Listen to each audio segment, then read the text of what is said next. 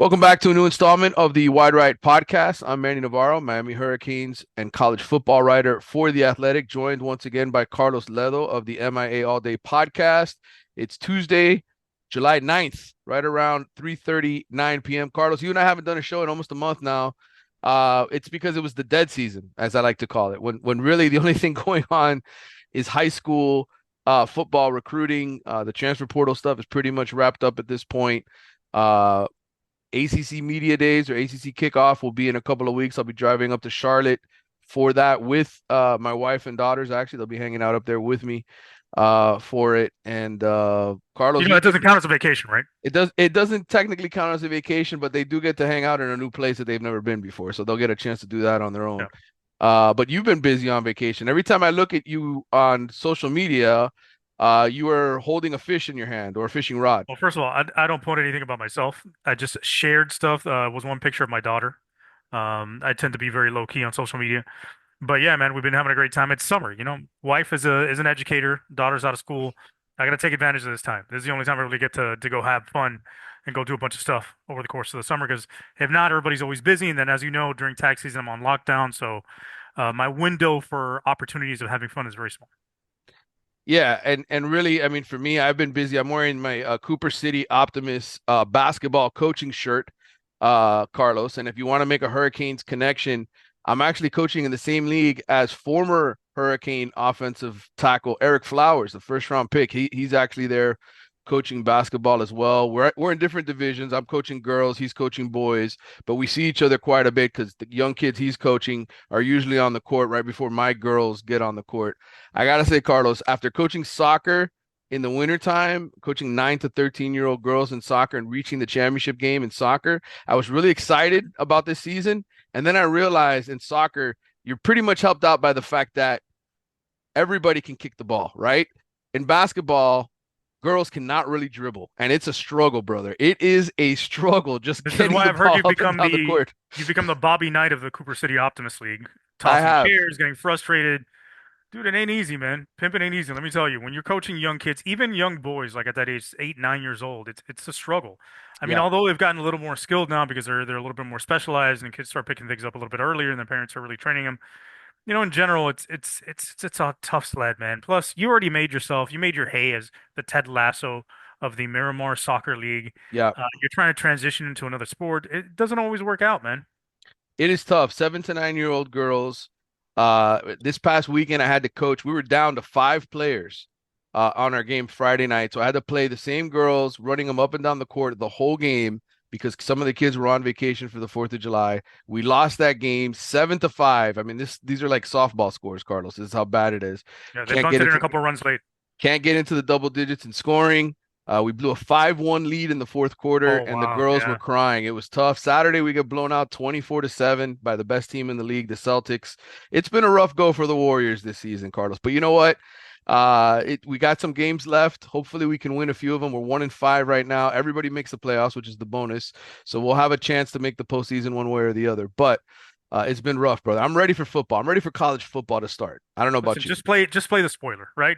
Just as long as you're making progress little by little, inch by inch. By the time you get to the playoffs, maybe you're rolling. You could spoil a couple people, and who knows what happens. We'll see what happens down the road. Let's talk about the Hurricanes before we get into the mailbag, which we always do in this show. I wanted to talk a little bit about recruiting. Number one, because the Hurricanes have been red hot. They've got the number 9 recruiting class in the country now. This is Mario's season. The off season is Mario's season. He loves to kill it on the recruiting trail, and they've been killing it. I mean, you look at the number of pickups that they've had. I think I'm going to look at my little cheat sheet here because I've been doing a ton of recruiting stories and coverage for the Athletic here lately. But I think, let me see, they've picked up 11 players since the start of June, including 3 in July. They've got 2 top 100 recruits, and I think out of the 17 commitments, 12 of them are blue chippers, Carlos. So 12 out of the 17, that's a pretty good blue chip ratio. That's why they got the number 9 ranked class. Some of the kids that I'm going to mention here that they've picked up recently, Hilton Stubbs, of a top 100 safety out of Jacksonville Mandarin, SJ Alufatuli, and the number 1 center in the country this cycle out of Las Vegas Bishop Gorman. He's a top 100 recruit. Um, they've added Gavin Nix from Bradenton IMG Academy. He's one of the top linebackers in the country, four-star kid. Chris Ewald, four-star cornerback out of Hollywood Chaminade. They got him at the end of June. Four out of the top six recruits in their class right now are all guys they've gotten since basically the last couple of weeks. And kudos to Mario Cristobal for doing a great job. Miami had the number 4 ranked class last year. They had the number 7 ranked class the year before that.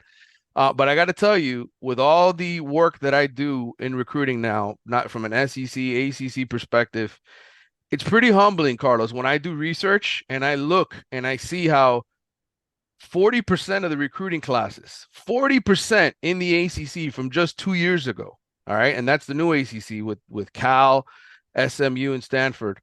40% of those classes are already gone because of the transfer portal. Within 2 years, those kids are finding new programs to go to. So it's a very humbling thing. And I think it should put recruiting in perspective now for people who spend their whole lives getting excited about every single one of these high school recruits that Miami chases after.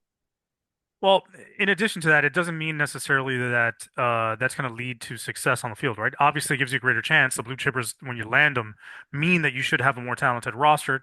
Now, what happens when those kids get on campus? You get a chance to develop them. Did you miss on an eval? Were they sort of overhyped in terms of their star rating? All those things play a factor into it.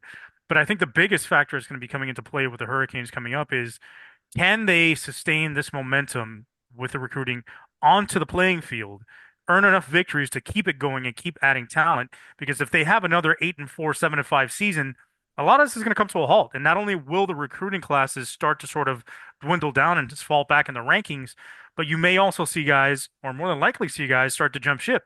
Like you saw a couple jump ship this past year and start to heading to what they consider greener pastures or places where not only can they play, but win more games if we can't prove that on the field. Yeah.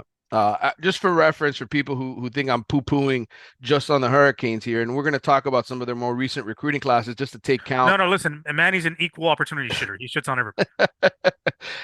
Remember that number 1 ranked recruiting class Jimbo Fisher had at Texas A&M in 2022, Carlos? Remember that one? The one that had Yes, 18 top 100 prospects. the one that had Uh, more felonies than wins. right. 10 of those top 100 players are gone, and only 16 of Texas A&M's class from that class are still there. The 2022 recruiting class. Go to the number 2 class that year, Nick Saban. Remember the great Nick Saban in Alabama? He signed 25 guys in that class. Only 11 of those guys from the 2022 recruiting class are still at Alabama. Well, man, he's just picking on programs that lost coaches. Those are bad examples, right? Not necessarily. Remember Georgia, the team that won the national championship 2 years in a row before they lost last year to Alabama in the playoff? They had 30 signees in that class.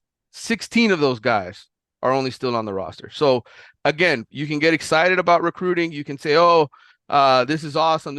I love recruiting. It matters so much." I'm not saying it doesn't matter, Carlos. It matters, but I think you got to be ready to accept the fact that things can change quickly, players leave quickly, and rosters are constantly being overhauled over and over again. Let's do an example here, Carlos. Let's look at the 2022 recruiting class, the first one Mario Cristobal put together. Do you remember that class, Carlos? Barely, yes. All right, 15 signees. 15 signees in that class. These are guys now that are going into their third year. Most of them are coming into their third year at Miami. They had 15 high school signees, 11 transfers. Let's do the math here. You ready? All right, number 1 in the list, Cyrus Moss. Where is he?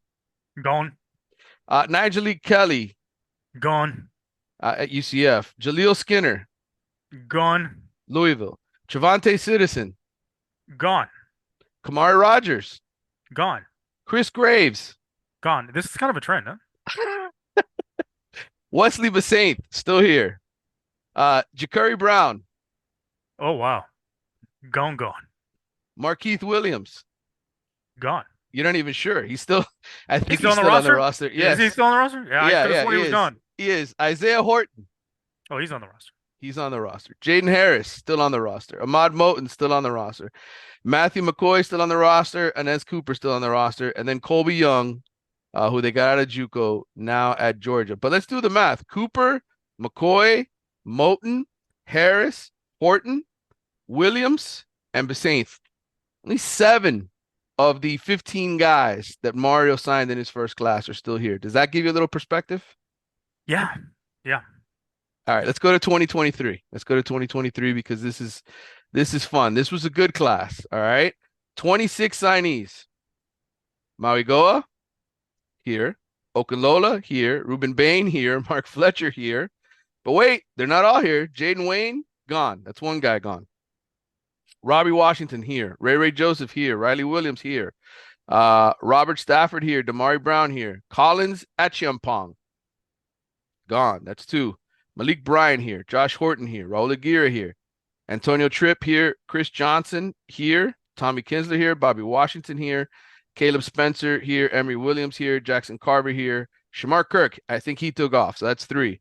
Demetrius Freeney, gone. That's 4. Frankie Tinalau here. Marcelius Pulliam, if I'm not mistaken. I think he's the one that left. That's 5. And then Dylan Joyce. So 5 from the 23 class. What does that tell you as far as when we review 2022 and then you look at 2023 and say, okay, Mario's first full recruiting class, 21 of those 26 guys are here. What does that tell you about Mario?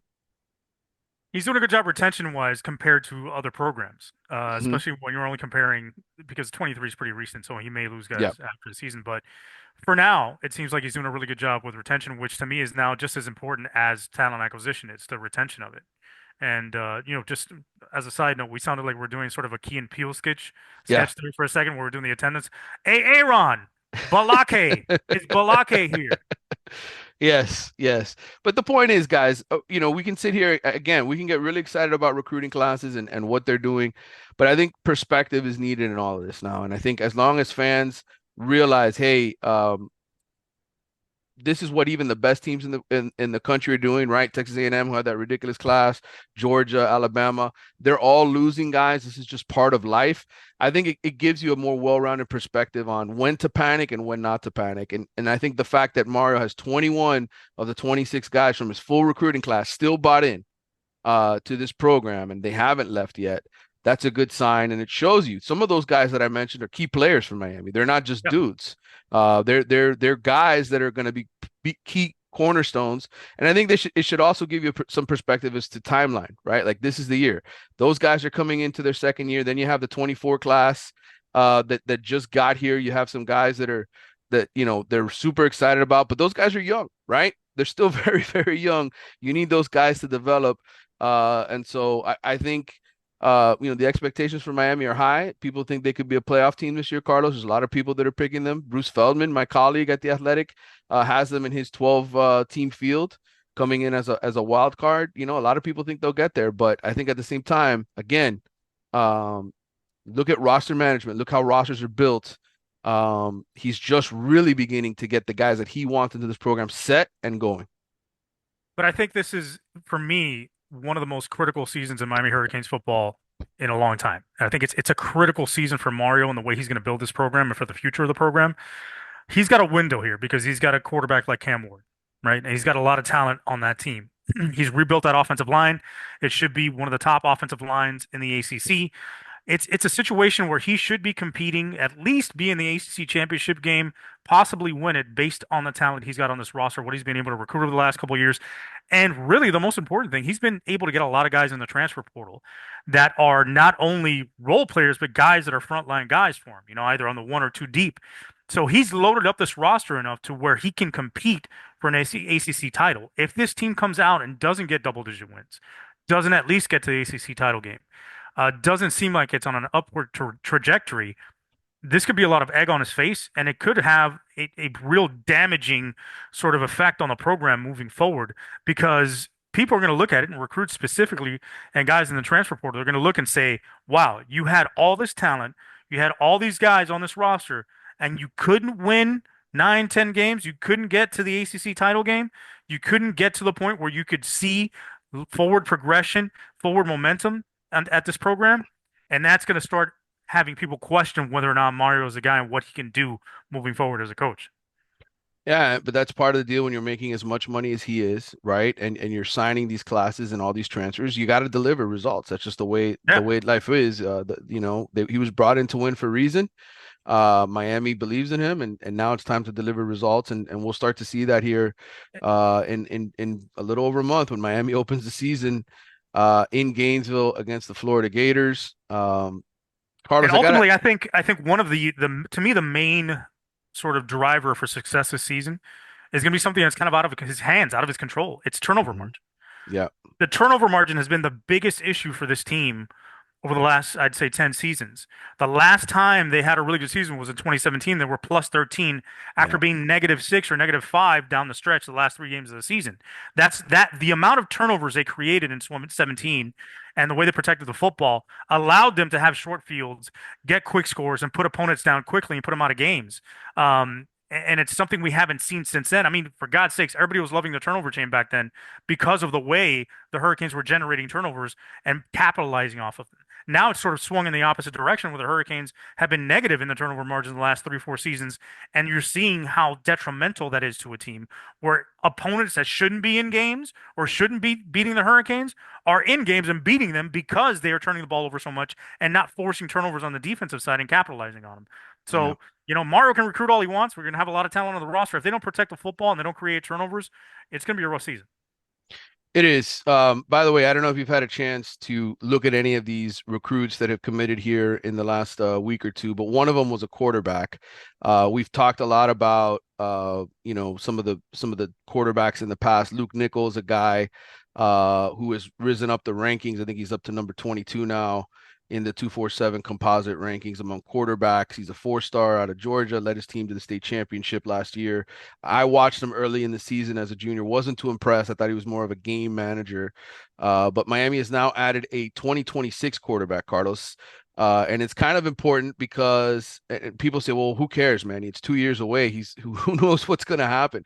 I got to tell you this. I went to the Future 50 at Bradenton IMG Academy a couple weeks ago, and I'm writing a story that's coming out later in the week in the Athletic about 2026 quarterbacks.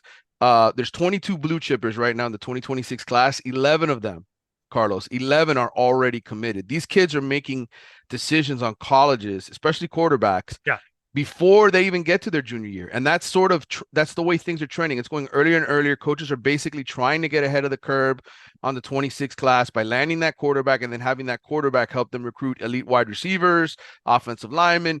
And so it's sort of like this domino effect. So this kid, Dereon Coleman, who I got to watch at the Elite 11 regional earlier this year from Orlando Jones, he's the 21st ranked quarterback in his class in 2026 from like Orlando Jones, as I mentioned. He beat out a senior last year as a sophomore to win the starting job at Orlando Jones. That senior, by the way, went to the Elite 11, is now at Florida State as a walk on. So impressive kid. He's not very, very big. He's about 6 foot, 6'1" with the helmet on. But he's 170 pounds and he throws the football with a snap, like just super athletic, really easy, makes every throw really, really easy.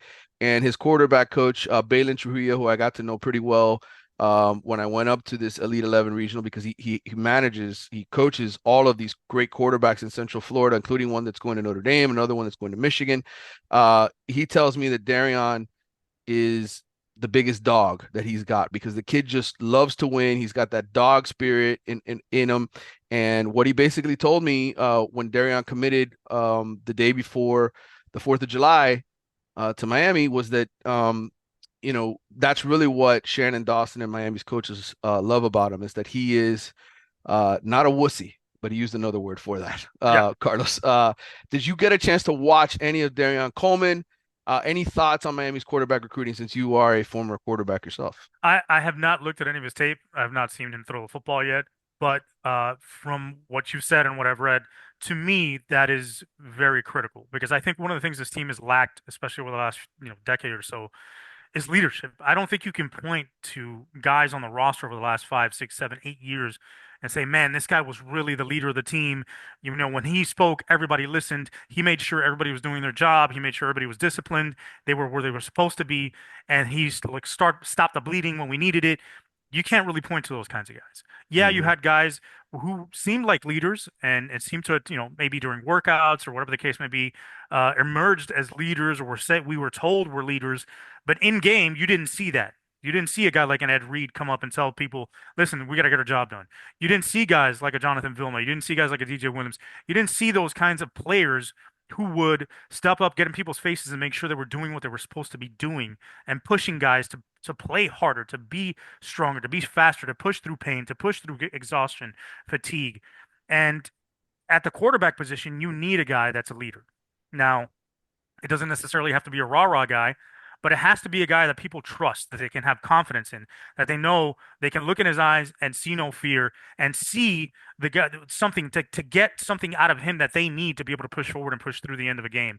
And to have a guy like that on the roster would be a great help to the Hurricanes. And I'm glad to hear that he's that kind of guy. So that to me is a step in the positive direction. If you're saying he can sling the ball, then that's even better. I think he's a little frail. I think he's really 165 from what I've read, but he can add weight. He's only a sophomore. He's going into his junior year. He's got time to get a little bit thicker, a little bit bigger. But other than that, I think they need that. They need a dog at quarterback. They need a dog. They need dogs all over the roster, really. Yeah. Well, Balin, one thing he told me was that his father, Darion's father, I think is 6'3" and his mom is 5'11". So they're expecting him to hit a growth spurt. He just turned 17, which is the day he announced that he was committing to Miami. And I'll tell you this, Oklahoma liked him. Oklahoma had him as a silent commitment. They ended up taking another quarterback, a kid out of California, Jaden O'Neal, who I met at the Future 50 event this a couple weeks ago. And basically, Dereon did not want to be part of a two quarterback class. Miami jumped all over him, took him, and they're very, very happy with getting him to be the quarterback, the anchor of the 2026 class. And Hey, and look, another great thing about this is how often have we seen over the last few years where the Hurricanes are chasing a quarterback to add to the class because they've never gotten an early commitment from a guy in their mhm, sophomore year, right? yeah. Or their junior year, and they have to end up scrambling to get a guy late. So this is a great development, I think, for quarterback recruitment for the Hurricanes. Yeah, and again, another kid out of the Central Florida area that Miami's done pretty well this cycle, pulling kids out of that area. They got Max Buchanan, who is a four-star offensive tackle out of the Sanford Seminole area. They've pulled out a couple of other linemen from Orlando Christian, Demetrius Campbell, to Caleb Muex from Neptune Beach, which is up in Jacksonville, Jaden Wilkerson, another offensive tackle. They're getting kids out of that Central Florida area. Elijah You know Melendez, why? You know why, Manny? why Because is they're that? doing Mario's doing the same thing you're pulling with the ACC kickoff conference. He likes going to Orlando to say he's going to the theme parks, Right. drops the kids off at Disney, and then Yes. goes to recruit. Yeah, So that's he what he gets does. that Yes. balance. Miami, by the way, there's the state of Florida. I did all my recruiting research again, Carlos. I've spent my last few weeks working, even though I don't produce a ton of stories or podcasts for you guys to listen to. I've been doing my own research. State of Florida, number two in terms of blue chip recruits. 56 this cycle. Texas is number one with 57. Miami leads the state with 7 blue chip commitments in the state of Florida. Florida State is next with 6. Comes right after them with 3, and then Notre Dame with 2, LSU with 2. So again, Mario is winning the in-state battle for the top players, and they have a top 10 recruiting class. All right, let's get to our mailbag. Couple things though, I want to make sure I note. Some Miami players, prospects that the Hurricanes are after that we'll be announcing soon. DJ Pickett, the 5-star defensive back. His cousin is on the team here at Miami, got recruited as part of the last cycle.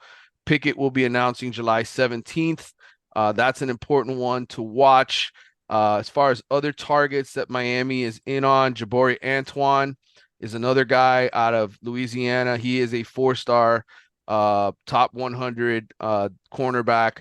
I think Miami probably has a better shot at getting Jabari Antoine. He's a guy that Miami's their staff is very strongly Louisiana based, and I think Jabari is picking between Miami and Florida State. He decommitted from LSU. Pickett, on the other hand, is I think between Oregon, Miami, and LSU and Georgia. Those are the schools, but I think it's basically an Oregon Miami battle up until the end. I will say this: Oregon has done a pretty phenomenal job this year landing kids. It just got the number one wide receiver in the country, DeCorian Moore, out of Texas. So that Big Ten money and that Phil Knight money combined is doing big things for the Ducks. Mario obviously left a pretty good job to come back home and coach. But Dan Lanning is doing a good job up there replacing him, and they're getting elite recruits. So Miami has some stiff competition to land the number one player in the state, Mr. Pickett. All right, let's get to the mailbag, Carlos, and start answering some of these questions. We've had readers complaining that we haven't done enough shows for them. I Uh, get it. I get it, and bro. It's summertime. Listen, get off it. Enjoy yourself like we have.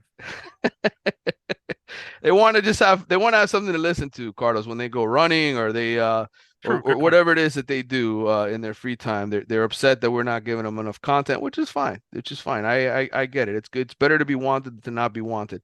All right, here's a good question. This is one of your favorites, Carlos. Scary Rhombus on Twitter says, for the last 20 years, Miami has had the rosters and schedules to do much better than they did, but I never heard pundits so openly calling out the bad coaching as I have this offseason. Is Mario the worst game day coach we have had, or did Georgia Tech simply highlight it? Good debate, Carlos. I had this conversation with Ari Wasserman not too long ago. I don't know that he's the worst. I don't think he's the best uh, in-game coach. I will say that, but I do think the blunder at Georgia Tech has sort of highlighted it. But I think it's part of it is also because Mario came with that reputation from Oregon. Right. A lot of people said he was a bad in-game coach. He wasn't a good clock manager. He didn't manage situational football well, and it sort of followed him to Miami. And that Georgia Tech game just sort of really put all eyes on it and made it a little bit more prevalent. So I think that's the problem. And by the way, love Scary Rhombus's name. Anytime you get geometrical humor, to me, that's fantastic. Here's what I would say, Scary Rhombus, on that matter. I think Mario has a chance in the next couple of years to prove that theory wrong. I think he was caught in a couple of bad situations. Anytime you should just take a knee and run out the clock and you end up blowing it and losing the game, you're going to have a huge amount of egg on your face. So Miami season to that point, you think about that Georgia Tech loss, it came after, I guess, North Carolina. Miami still, I think, was a one-loss team. They might have even still been ranked in the top 25 or just outside it. There was a huge opportunity at home against an average Georgia Tech team, and you let them off the hook. You basically handed them a game for free, and the Canes ended up finishing 7-6. They should have. We know that should have been at least an 8 or 9 win team last year. Tyler Van Dyke had his turnover issues, but ultimately, the season fell apart after that Georgia Tech loss. It Yep. really did. They lost their way. They never were the same. And so, is he the worst game day coach? No, I would argue that Butch Davis certainly had a pretty good reputation for not using timeouts correctly and making poor decisions. But he got it right. And I think Mario could very well follow in the same footsteps because of his recruiting, because of what he can do with NIL and Which is how Butch Davis solved the problem. You got so much right, talent on the roster, it doesn't make a difference. exactly. All right. This question is from Coach Vic Vassell. Who are the breakout freshmen on offense and defense? Carlos, let's start with defense. And take a look at this Miami roster. I'm going to call it up in front of me real quick and discuss some guys that I think could potentially have big roles on this defense. I think number one, you have to look at the secondary Yeah. because it's young, because you don't really have a lot. You've got Michelle Powell, Daryl Porter Jr., and Diani Hill, the transfer from Marshall. Those are the veteran starters. And then you have Damari Brown, who's dealing with a groin injury. May not be 100% the whole season, but is playing through it. You've got Jadis Richard, a junior transfer who was here last year. And then you got a bunch of young guys that just came in the doors. Zaquan Patterson, Isaiah Thomas, Dylan Day, and then you have Ryan Mack, Romanis Frederic. I think when you look at the secondary, the one guy we've talked about all along is Zaquan Patterson, just because of the safety position. I agree. Mish Powell can play nickel. That's really, I think, his best position. I think he's gonna start at safety because you just don't have a lot of experience in that spot. You have Jaden Harris, you've got Markeith Williams, and really Patterson is a guy that if he plays his cards right and he figures it out, can basically push Mish Powell back into a cornerback type role or be his sidekick instead of, Yeah. trotting somebody else out there that maybe isn't ready for it. I know that the coaching staff feels good about Jaden Harris, but again, Patterson is a bigger recruit, top 100 player from last year, big bodied, big hitter. To me, ideally, by the end of the season, he is the full-time starter in the secondary for the Hurricanes. I agree. I agree 100%. And I think versatility in the secondary is very important as well. I think you see that a lot now when, kind of like you've gone in basketball to positionless basketball where you don't have those traditional fours and fives anymore or threes. Everybody sort of plays a wing type role now. I think in the secondary, you have to have those kind of guys that can not only play back as safeties and come up and make tackles, but also you can move around, play, like you said, in a nickel spot, cover slots, move over, maybe even play on the outside edge on a bigger receiver if you can get a bigger guy covering him and be able to bump and run with him. So I think the ability to mix and match guys in the secondary is going to be very important for this team, especially because they don't have enough guys back there that they're going to have to play some games and move guys around. I think linebacker is another interesting position. I think Cameron Pruitt, who came in early, is a guy that the coaching staff feels really good about as terms of playing like strong safety. I mean, strong side linebacker, a guy that can be in the box and make plays for you.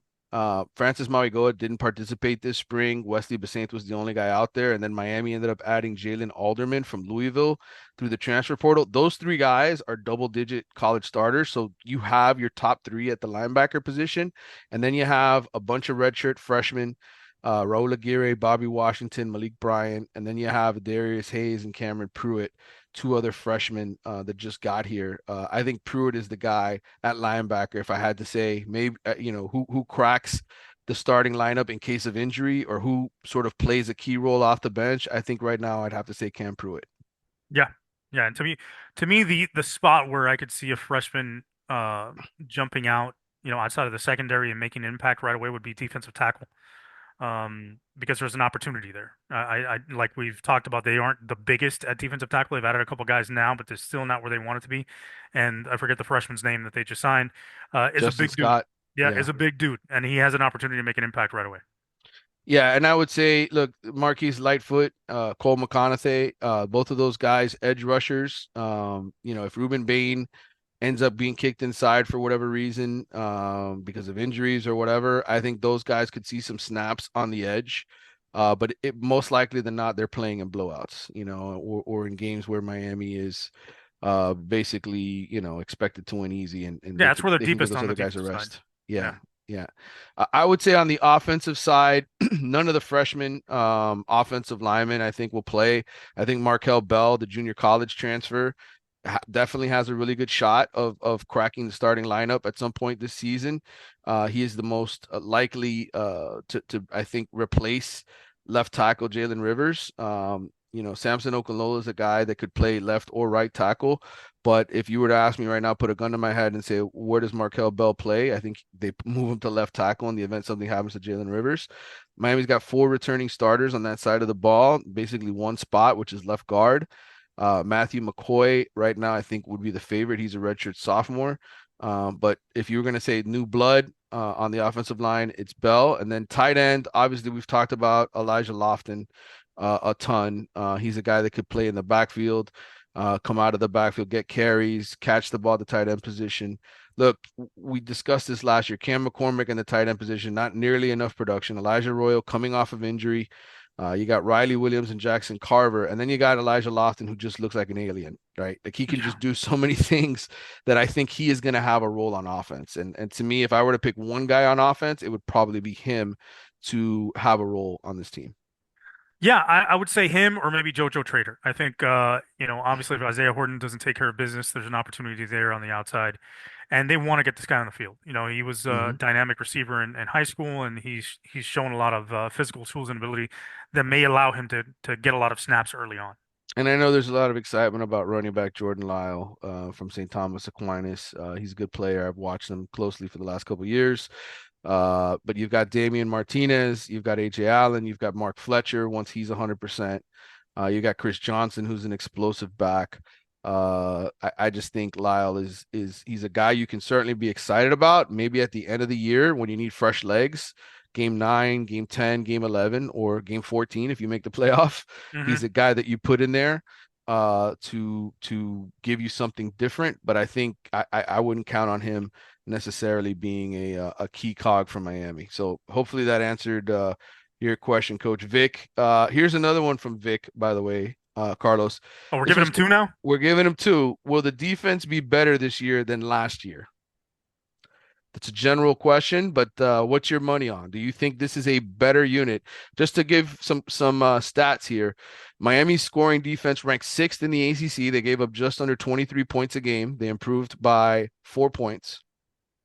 Yards per play on defense, 5.17. That was fifth in the ACC, down zero point 0.8 yards. And then the one area where they were actually better than the year before was sacks. They finished third in sacks per game, 2.69, even though their number went down. They were 3.08 the year before that. Red zone defense also was good. Third down defense, they went from 13th to 16th in third down defense in the ACC, 35.8%. What's your thought on the Hurricanes defense? I think they'll either be even or slightly better. And again, it's all dependent upon the secondary. To me, Yeah. that's the biggest question. If they could be stable in the secondary, I think they'll be a little bit better on that side of the football. Hmm.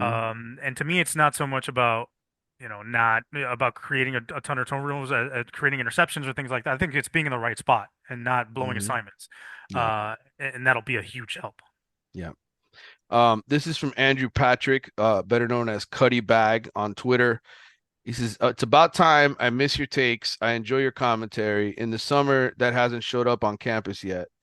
Any update on Fletcher for game one? I'll be glad to host if you guys come to Vegas. I live here.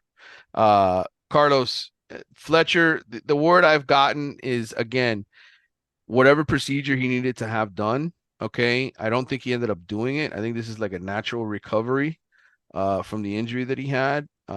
He's expected to be back for the start of camp. Will he be a guy that Mario rushes back? Probably not, because he's got insurance in the form of Damian Martinez.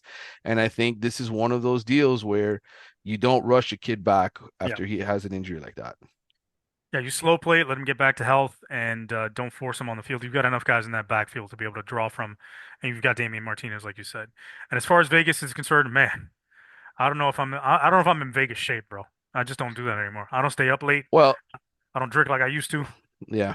Well, we're closer to 50 than we are 40 now these days, Carlos. Why do you have to say shit like that, bro? I'm sorry. I had to put us out there. One thing I will say, Miami is playing Utah in Vegas. That was announced this week, a 2027 season kickoff. So, Carlos, you want to go to Vegas for our 50th? We can be out there Hey, for man, the opener and against Utah at Allegiant Stadium. What do you say? it's no longer Catholics versus convents. It's Mormons versus mongrels. I love it. You got to put that on a t-shirt. Shit, our Uh, 50th, we'll look like 80 for Brady, going out there to yes, Vegas and hanging out, yes. getting crazy, playing at the craps table all night.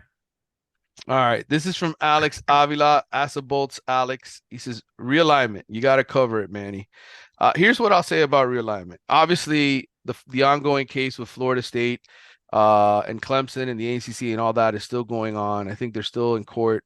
Um, I don't think it's going to be resolved in court before the August deadline or whatever it was to announce that they would be leaving after the season. But this is involves TV money. This involves uh desperation.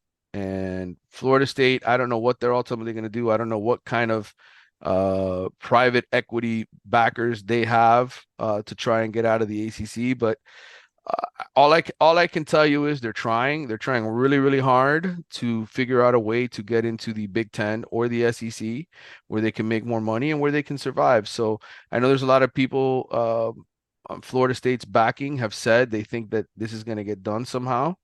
Right now, I've got nothing new for you. I think there's just a lot of hot rumors, a lot of hot noise. Everybody has their own take on it of what they think is going to happen. But the reality is, the lawyers are the ones that know, Carlos. You're a lawyer. Do you know? I have no clue. I can tell you the only way you get out of a contract like that is if you're willing to pay the money to break the contract and the other side is willing to accept it. Unless there is something that's found to be defective in the contract, you're locked in. Yeah. So we'll see. But I mean, wouldn't it be amazing if the reason why the Hurricanes get to play in the Big Ten or the SEC is because Florida State opens the door for them? Wow. Your favorite team, imagine that. Your favorite team opening the door for the Hurricanes to be able to be more successful in football down the road. That'd be amazing. It's amazing how many people come up to me now, Carlos, and say, "Man, I didn't know you were a Seminoles fan." It's amazing how this thing is taken off. It's because we on its reveal a own. lot of things on this program. We are very Right, vulnerable, right. very open as to our personal lives, and you've shared that with the world, and it's commendable.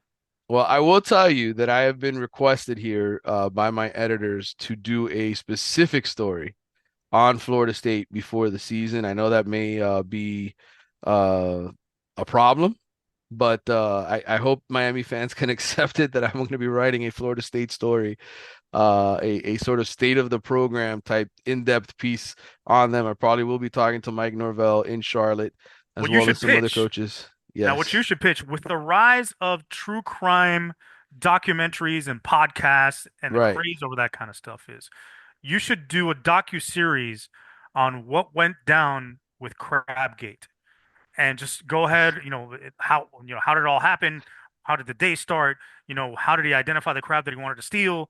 All this kind of stuff. I think a Crabgate on Jameis Winston and Florida State or Free Shoes University, a nice crime documentary on that would be fantastic. That would be fabulous, would it not? All right, there's some more here. This is from David Hernandez, D Hernan underscore on Twitter. He says Miami and FSU will play twice this year, and Miami will win both. Apparently, he's drinking the same Kool-Aid as our boy Kelvin Harris. What say you, Carlos? Do It's you called think Miami and absinthe. FSU play twice? I think it's likely that they play twice. Hmm. And I haven't had absinthe in quite a while. Uh, so I'm not seeing any green leprechauns dancing in front of me. But, chances are I think they split. And I would hope the Hurricanes get the better of the two, Meaning the ACC meaning the championship ACC game. championship. I'd rather them lose in the regular season and win You'd the rather ACC. have them lose at home in the regular season and then get revenge, is what you're saying. That's what I'm saying because the second one counts for more. Okay. This question, Coach Vic, he's got another one for us, Carlos. Dude, this guy's getting too much publicity. Vic, listen, one question at a time. You're overloading the mailbox right now. All right, Coach Vic says, will the offense score 38 points a game? Carlos, there were 9 teams that averaged 38 points a game last season. You want me to tell you who they were? LSU, Georgia, Ohio State, LSU. not Ohio State. Ohio State did not average Oh, look at that. that many points. LSU, Oregon, USC, Oklahoma, Georgia, Memphis, Notre Dame, SMU. You might remember who coaches SMU, and Liberty. They averaged 38 points a game. Will they average 38 points a game, Carlos? Big Vassal wants to know. I think they're going to be more around 36 points a game, 36 and a half. Okay. All right. Our buddy Sam Knowlton says, why on earth does Groza winner Jose Borregales not have a job when my Packers have signed and dropped 100 kickers this offseason after they drafted a guy last year that couldn't make extra points? That's a good question. I'm not sure why Jose Borregales hasn't caught on with an NFL squad, but Yeah, just hasn't. kicker signings are weird, man. It's just one of those things. You see so many guys that have been in the league forever as mediocre and average kickers and never lose a job. And sometimes guys that you feel like, wow, this guy was great in college. He had an okay NFL career. He looked like he had some promise and never gets another gig. So it's weird. It's just the whole kicker thing to me is weird in the NFL. David Hernandez, D. Hernan on Twitter says Duke versus Miami should be settled off the field with the coaches. Who makes the best cafecito, Manny or Mario? First of all, he's disqualified immediately because he only makes it in an espresso machine. Right. So he's not gonna make a real. He's not gonna get like the iron cafetera, the steel one. Put it on there, open it up. Get a little bit of out, and put it inside the sugar, make the pumida. He's not doing none of that. He's not doing that. Manny's not whipping the wrist. He's Do you not think doing it. Mario? Do you think Mario is? Do you think Mario could make it con la I pomita? can guarantee you, without a doubt, that Mario knows how to make a pumida All because right. that guy's probably I'm gonna firing ask it him up that six in or seven times Charlotte. a day. No I- doubt. I'm gonna ask him that in Charlotte. Does he make his own cafecito or does he just buy it? Does he ever get in front of the stove himself? And does he have maybe a old school Cuban cafetera that Guarantee he he's got one. actually slams down on? What do Yeah, you I think? wouldn't be surprised if Mario had what they call la teta, which is like the rubber thing that dips down. You drip it Yes. down. I wouldn't be surprised if Mario had a tatica. Oh, this is gonna be a fun episode, Carlos. All right, Stephen Thunder, 56 Blaxican on Oh Twitter, man, one of our longtime listeners. Should Mario use the new college football game to work on his in-game management? I don't know if that's gonna help him. He's probably gonna still make the wrong decisions. He needs somebody to coach him on that. Like if he had the Ask Madden button, Like back in the day, I don't know if they still have that on Madden because I haven't Right. played Madden in a while, but you used to be able to ask Madden and they'll suggest plays and suggest things for you. Call a timeout. That'd be maybe you should use one of those. All right. Maybe ask Or have Madden. a drunken Ed Orgeron in the booth, in between harassing co-eds, tell him, "Hey Mario, call a timeout here, brother." That's a great Ed Orgeron, by the way. That was a very good one. Benny Boondocks says, what is your perspective on the offense under Shannon Dawson? I think he wants to just set you off, Benny Boondocks. Yeah, listen, this is just you're trying to gaslight me, and I don't appreciate it, but I will take the bait. Um, I think, like I've said before, it's kind of like the old Dean Smith quote, or the quote about Dean Smith, who's the only person to hold Michael Jordan under 30 points a game, and it was Dean Smith. I think the only people or the only person that's going to hold this Hurricane offense under 38, 40 points a game could be Shannon Dawson by proxy of Mario being in there and having the influence. I'll All leave it at right. that. Maniac Kane Mitch says Miami will beat FSU twice and prevent them from making the playoffs. His ACC predictions: Miami 11-2, Clemson 9-3, NC State 9-3, and FSU 9-4. Sounds good. If it comes true, I'll take it. Does 11-2 get Miami into the playoff, Carlos? As an ACC championship, it probably gets them in as a number 11 or 12. Right, but they have to be ACC champion, and they'll They be a have to top. be They'll ACC be a champion. top. They'll be a top four seed if they're ACC champion. That's guaranteed, by the way. Yeah. So I know the new playoff, the 12 team people are confused. If you win the conference, you are guaranteed a top four seed. Simple as that. All right, Mike Jones, Jonesy Mike 713 Jones. says, now that analysts can coach, will Mario get an in-game analyst that he'll actually listen to when it comes to when to take timeouts, taking a knee, etc.? It's almost as if he was in here, Carlos, listening to us. It's almost like it was foreshadowed Yeah. that this question would come up. Guaranteed, it's got to be Ed Orgeron. I need to see Ed Orgeron in the booth with a blonde on each lap, right? On each leg, and a bottle of Jack Daniels in front of him, telling Mario when to call timeout. That's all I want to see all season. I don't care what this team's record is. I don't care if they finish 3-8. I don't care what they do. But if Ed Orgeron is in the booth and he's just pounding Jack Daniels with two blondes on his legs, and the camera pans up and shows it, and he does that the water boy thing where he's twisting his nipples midway through the game, like that's all I need. I'd be happy. J Cord 57, better known as Jason, says Miami's going 11-1 and winning the ACC. A lot of confidence, Carlos, from Miami's fan base right now. There's A a lot of lot. confidence. Yeah, They're there's a bleeding it. lot. Jake Campbell, the one coach soup, says nothing serious for me, but are you and Carlos making a trip to Gainesville for game one? If so, where are we tailgating? Tell Carlos, as the famous Mr. Deeds once said, I'll bring the beers, I'll bring the beers, and some good laughs. Go Cane, says Jake Campbell. Great movie. Mr. Deeds is fantastic. Would you go to Gainesville, Carlos? Would you actually, because this Not might be a special, purposely, not not purposely. willingly. Have you been to Gainesville? Not willingly. All right.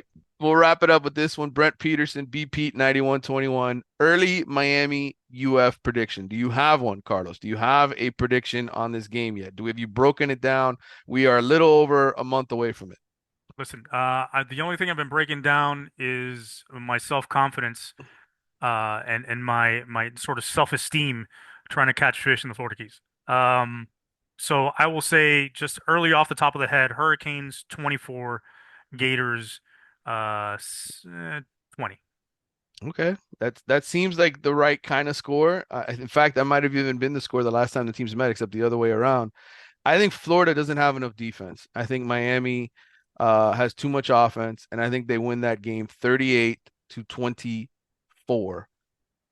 convincingly, right? And crack the top 25, move into wherever it is they got to move into after winning that game because they'll have beaten an SEC team with impressive fashion. So I think right now, if I had to make a choice, Miami wins that game by 2 touchdowns.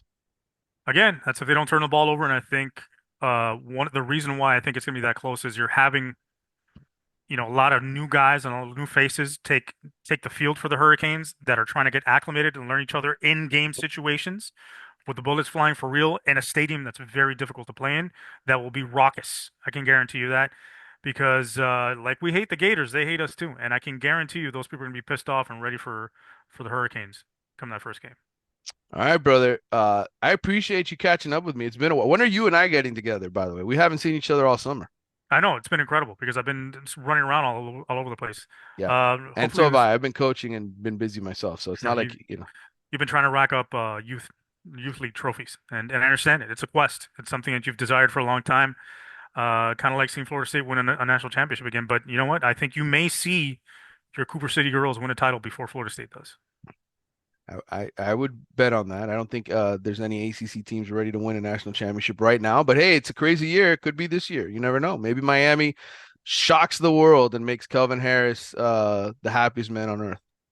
What would you do if Miami somehow, Carlos? This is a hypothetical. We're going to wrap the show with this. What would you do if Mario Cristobal and Miami somehow between Cam Ward, Xavier Sharp, they win the national championship this year? What is the Carlos Ledo All immediate right, celebration plan? let's do this. I'm going to throw this out there, and my wife is going to hate me because this is not a good idea. But anyway, I am willing to get a tattoo of the Miami Hurricanes. Specifically, I will get like a cafetera on the back of my calf with a U on it, Hmm. and I would put it just throw something like some sort of a saying on there. I don't know, Espumita time or you know, Espumita champs 2023, 2024, whatever. Okay. But we will get some sort of a tattoo on a calf muscle. Uh, it will have to be small because my calf isn't that big. But still, I would get a tattoo if the Hurricanes win the national championship this season. Okay. That sounds good. I don't know what I would do. I got you guys have to come up. Maybe that's what we're gonna do. We're gonna have the listeners I've got the come up with perfect thing. something for me to have to do if Miami somehow wins the national championship. If Miami wins the national championship, you have to burn that Florida State hat Okay. in a That's easy. bonfire amongst Hurricane fans as they as they chant on as if we're doing like a ceremony in Indiana Jones to the Temple of Doom like Umara Umara. All right. How about something a little more realistic besides the national championship? What if Miami wins the ACC? I'll take a couple fireball shots. Like I mean, come on, bro. I'm not getting a tattoo for an ACC You're title game. you're not gonna do that? I mean, it's No. been 20 years they've been in this league and they haven't won once. I'll get a temporary tattoo for an ACC championship. I'll Yeah. get a like something embarrassing like a Powerpuff Girl or something like that, but I'm not getting her like a real tattoo. Mhm. Well, I want to hear from you. What are you gonna do? I want to hear this from our fans, Carlos, and the listeners. What would you do right now? Put something out there. What are you gonna do if Miami wins the ACC championship this year? You got to do something fun, and then record yourself doing it. Something healthy, not scary, not bad. Yeah, we don't want to Uh, hear anything like a Hawk 2 on that thing or anything like that. Listen, keep those sexual references to yourself. yes. So please put that on our YouTube channel or wherever you download and listen to our podcast. Carlos, where can people check out your work? That's a great question because I haven't put anything out in quite some time. Eventually, at some point, you'll be able to find it on the MIA All Day podcast. So yeah, I'm gonna have to start actually doing some podcasts on my own pretty soon. Okay. Which Well, for me is very difficult because then I have to do all the work. With you, it's you do most of the heavy lifting. I just sit here and say dumb stuff. we appreciate you coming on our show. There will be more to read and listen to in the weeks ahead because now we're here. The off season is over. We're done with the transfer portal. We're done with recruiting. Pretty soon we're gonna have practice to go cover, Carlos. I'm gonna have to be out there for a Practice. couple of practices, interviews. We're gonna have stories. I'm gonna be in Charlotte interviewing Mario Cristobal and Cam Ward and whoever else is there. There's gonna be a ton to discuss here in the weeks ahead. So we are back. The Wide Right Podcast is back. You will see us more frequently here in the weeks ahead. We hope you enjoyed your summer. Stay safe. We'll talk to you soon. Hey, don't be saying hope you enjoyed your summer, bro. The summer's not over yet. Don't be ending it on me so quickly. All right, enjoy.